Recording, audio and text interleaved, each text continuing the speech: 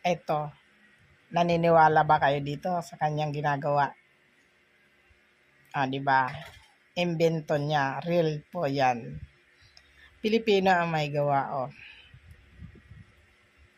Ang ganda ng kanyang ginawa, ang ganda na isip niya. Habang siya nagtatrabaho, nakahiga.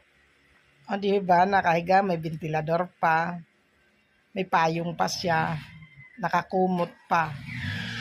Kaya pwede talaga matulog habang nagtatrabaho.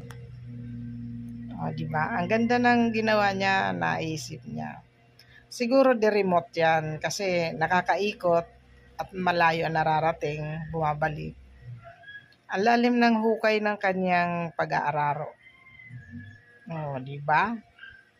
Sino magsasabi hindi totoo ito? Panoorin natin hanggang